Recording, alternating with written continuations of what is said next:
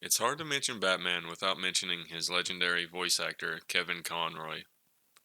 If you're not a huge Batman or superhero nerd in general, I wouldn't blame you for not knowing his name. But even with that, you have heard his voice. Kevin voiced Batman in nearly 60 projects across TV series, movies, and video games. For over 3 decades, Kevin Conroy was not merely the voice of Batman, he was the Batman. To a generation of fans, his deep, commanding tone and quiet vulnerability defined the very soul of the Dark Knight, shaping how we perceive the character across television, film, and video games. When Batman the Animated Series premiered in 1992, few could have predicted that it would redefine superhero storytelling. Amid its noir atmosphere, gothic architecture, and mature themes stood Kevin Conroy's performance, steady, nuanced, and powerful. Trained as a Shakespearean actor, Conroy brought gravitas and emotional depth to Bruce Wayne.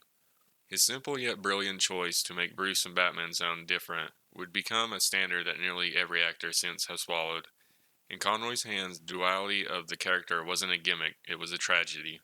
From Mask of the Phantasm to Justice League Unlimited, from Batman Beyond to Arkham Asylum and Arkham City, Conroy's portrayal evolved but never faltered. Whether mentoring a young Terry McGinnis or trading barbs with Mark Hamill's Joker, he captured both the myth and the man with effortless precision. In the Arkham games, his performance reached new emotional heights, weary, scarred, but unbroken. When he growled, "I am vengeance, I am the night, I am Batman." It wasn't just a line, it was a declaration that resonated with millions who found hope, strength, and identity in his Batman. Off screen, Kevin Conroy was every bit as noble as his character he portrayed. Fans often spoke of his kindness, his humility, and his gratitude for being part of Batman's legacy. At conventions, he would read lines in character, lighting up rooms with that iconic voice.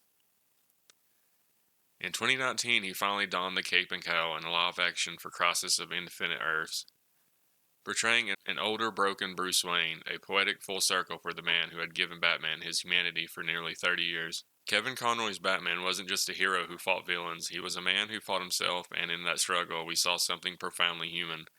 His voice carried the weight of trauma, justice, and redemption, all the qualities that make Batman timeless. When Kevin passed in 2022, tributes poured in from across the world, from his colleagues, from fans, from those who grew up hearing his voice as a source of courage in dark times. He once said, "Every time I come back to this role, I discover something new. He's endlessly fascinating." And so too is Conroy's performance, eternal, layered, and alive. Kevin Conroy wasn't just Batman's voice, he was Batman's soul. His work transcended animation, transcended performance, and became part of pop culture's very fabric. Every time the bat signal shines, every time those words echo, I am vengeance. I am the night. I am Batman. it's Kevin Conroy we hear. And through that sound, the Dark Knight lives forever. When Batman Arkham Asylum released in 2009, it wasn't just another superhero game. It was a masterclass in immersion storytelling, environmental design, and character-driven tension. The game unfolds over a single night inside the infamous Arkham Asylum, Gotham's madhouse for the criminally insane. And it tells a story that equals parts detective mystery, psychological descent, and gothic horror. What begins as a routine prison escort becomes a nightmarish odyssey through madness itself. It made players feel like Batman for the first time. Rocksteady Studios crafted an experience that fused comic book myth, psychological horror, and immersive design into a single, tightly controlled environment. The Batmobile roars through Gotham towards Arkham Island, the Joker cackling in the passenger seat, restrained but not defeated.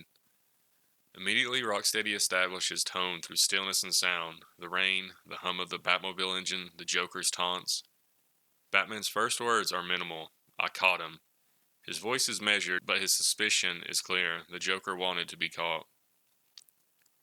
At the asylum gates, the world feels oppressive. Floodlights bathe the stone archways, guards move nervously. Batman escorts Joker through the facility in a continuous, unbroken sequence. This is Arkham's introduction. Dimly lit corridors, steel bars, flickering monitors, and the echo of madness reverberating through every hallway.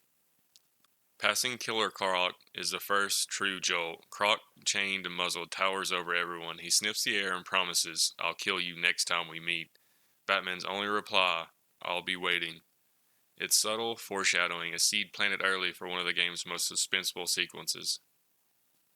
Then at the final checkpoint, everything falls apart. Joker breaks free, kills a guard, and slips into the depths of Arkham with a mocking bow.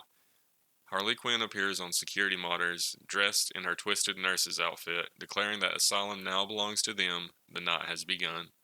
Batman, now cut off inside the asylum, communicates with Oracle, Barbara Gordon, via his earpiece.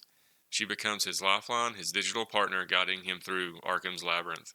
Joker's voice echoes through the intercoms, taunting Batman at every step, turning each corridor into a stage. The asylum transforms into a living trap. Doors lock, lights flicker, alarms wail. Every inmate is free. From the intensive treatment center, Batman pursues Joker through a gauntlet of deranged convicts and sabotage systems. His level design starts to reveal its genius. Combat, stealth, and exploration flow together seamlessly. Players are never told, here's a boss fight. They're immersed in the chaos. When Batman finally catches up, Joker merely laughs, slipping deeper into the facility. The first hour closes on a chilling note. Batman's next mission leads him to Arkham Medical Complex, where hostages are held and staff are under attack. Here the pacing shifts, gone are the tight combat rooms. Now we explore sprawling corridors filled with cries and blood-smeared walls. But something feels wrong. The lighting dims, the air distorts, and the morgue door slams behind him. He opens body bags, each one revealing the corpses of people he loves, Thomas Wayne and Martha Wayne himself. Then the world tears apart, Scarecrow appears. The environment shifts into a surreal dreamscape, a cracked Gotham skyline under a swirling orange haze. A colossal scarecrow towers overhead, sweeping his spotlight gaze like a god of terror. Batman becomes small, vulnerable, hiding behind debris. Waiting to move unseen to escape, Batman must shine the bat signal into Scarecrow's face, a metaphorical act of overcoming fear. The illusion shatters, Batman wakes in the morgue, gasping. It's a masterstroke of environmental storytelling. The moment the player realizes that Arkham itself isn't just dangerous physically, but psychologically. With the doctors rescued, Batman learns of a mysterious research project called Titan, funded by Joker through blackmail of Dr. Penelope Young. One of Arkham's leading scientists had been working on an experimental compound derived from venom, the steroid that powers Bane. In her lab, Batman finds Bane imprisoned and wired to giant chemical tanks. Joker remotely triggers the experiment, flooding Bane's body with Titan. Bane erupts in monstrous rage, tearing through walls in one of the game's first true boss fights. Batman defeats him by severing the venom tubes and by using the Batmobile to ram him into the ocean. But the damage is done. Joker now has a formula capable of turning anyone into a monster. As Batman infiltrates the old mansion, Rocksteady showcases its architectural storytelling. Gothic halls, dusty libraries, and decaying laboratories. The building feels alive, a relic of Arkham's haunted history. Batman searches for Dr. Young's notes, solving environmental puzzles and decoding clues. Along the way, when Batman finally finds her office, it's empty. He uses his suit to follow her fingerprints. Eventually, Batman finds where she hid her notes and destroys them. Scarecrow returns. This time the hallucination is deeper, more personal. Bruce relieves the night of his parents' murder in Crime Alley. The camera follows a child's perspective. Raindrops, pearls scattering on the ground, a distant sound of gunfire. Thomas and Martha Wayne lie dead, and young Bruce stands alone under a streetlight. Then Scarecrow looms again, whispering, "Your parents will be in hell, Batman." It's cruel, intimate, and devastating. Batman faces his trauma, banishing Scarecrow's illusion once more, but each counter chips away at his composure. The line between hallucination and reality blurs. When Batman finally finds Dr. Young, she's being held by a prisoner who easily gets taken out by a batarang. While talking with Batman, she goes to open a safe. Batman notices too late that it's a trap and explodes. Dr. Young's death marks a tonal shift. The mission stops feeling like a containment and becomes one of damage control. Joker's madness peaks in the penitentiary.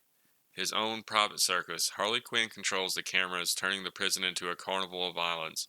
The walls are painted, balloons hang from bars, and corpses wear party hats. Batman methodically dismantles Harley's control, rescuing hostages and defeating her guards. When he finally traps her in a cell, she breaks down, not from fear, but heartbreak. Joker mocks her over the intercom, calling her a bad little hench girl before cutting her off. It's one of the game's most quietly tragic scenes. Harley's devotion earns her nothing. In the Botanic Gardens, Batman finds Poison Ivy. Batman asks if she will help to make a cure and stop Joker. She says no, but tells Batman where to find a plant that will work. While continuing through the Botanic Gardens, Joker injects Ivy with the Titan Serum. The transformation is immediate and horrifying. Ivy's connection to the plants intensifies. Roots tear through walls, vines choke corridors, flowers bloom grotesquely. The entire island begins to pulse with green life, corrupted and violent. Batman's mission now has multiple fronts: stop Ivy, find Joker's production labs, and synthesize a Titan antidote before it's unleashed on Gotham. Later, Batman enters another hallucination, the most disturbing yet. This time, Scarecrow injects him with a massive dose of toxin. The screen distorts, Batman collapses, and the game seems to restart. Except now the player controls Joker dragging Batman's body through a warped version of the asylum. Batman becomes the inmate, strapped to a gurney, mocked by all his enemies. The illusion culminates in a reverse sequence. It's surreal, meta, and brilliant. A sequence that breaks the fourth wall while deepening Batman's psychological descent. While chasing Scarecrow down the sewer to Killer Croc, Batman finally corners him where he threatens to throw in his trippy juice into the water. When out of nowhere, Croc lunges from the water and grabs Scarecrow. Batman tries to save him, but Croc dives back into the water with Scarecrow in tow. To stop Titan, Batman needs a biological catalyst. Spores growing in the depths of Arkham sewers, but the sewers belong to Killer Croc. This section shifts tone entirely. The pace slows to a crawl, and the tension is pure horror. Batman must walk silently across floating planks, listening for Croc's growls. Every sound matters. Every splash could mean death. Croc lunges from the dark immediately, but Batman's composure never cracks. After collecting the spores, he detonates the tunnel floor, sending Croc plummeting into the abyss. Batman returns to the Batcave beneath Arkham Island, a lonely sanctuary carved into the cliffside. Using the spores, he synthesizes the Titan antidote. But the battle outside escalates. Ivy's vines crush walls. Joker's forces control most of the island. Batman gears up for the final push. When Batman returns to the gardens, they've become an alien jungle. Ivy, transformed by Titan, sits enthroned within a massive flower pod, half human, half nature goddess. The fight is cinematic. Vines lash out, spores explode, roots burst from the ground. Batman dodges and counters, destroying Ivy's pod from within. When it collapses, she's left unconscious, her power broken. The island falls silent. Joker calls over the loudspeaker, "Come to the party, Bats. We're waiting." The visitor center has become Joker's twisted stage. Streamers hang from the ceiling, music plays, and Joker's goons cheer as Batman walks down the blood-stained red carpet. Inside, Joker has Commissioner Gordon at gunpoint with a serum gun. He tries to shoot Gordon with it, but Batman jumps in the way. Joker thinks it will turn Batman into a Titan, but he resists. With frustration, Joker injects himself with the Titan mix. The transformation is grotesque. Joker's skin splits, muscles bulge, and claws tear through his gloves. He becomes a monster, half clown, half demon, yet his laughter never stops. The final battle is chaotic. Waves of inmates attack while Joker taunts Batman, pausing occasionally to pose for invisible cameras. Batman finally defeats him using an explosive punch that leaves Joker unconscious on the ground. The Titan infection has stopped, the island lies in ruins, but Gotham is safe, for now. As dawn breaks, GCPD retakes control over Arkham. Commissioner Gordon thanks Batman before leaving to handle a Two-Face robbery in progress. Batman flies off in his jet. Revisiting Arkham Asylum today, it's easy to see why it became the foundation for modern superhero games. Their narrative pacing, world design, and the psychological undertones remain unmatched. Every encounter feels purposeful. Every villain reflects a facet of Batman's psyche. Joker is chaos incarnate, Batman's mirror. Scarecrow is fear itself, exposing Bruce's trauma. Ivy represents nature's rebellion against control, and Bane embodies the weaponization of strength. But above all, the asylum itself is the greatest villain, a decaying monument to Gotham's madness. It traps both the criminals and the man who fights them, blurring the line between sanity and obsession.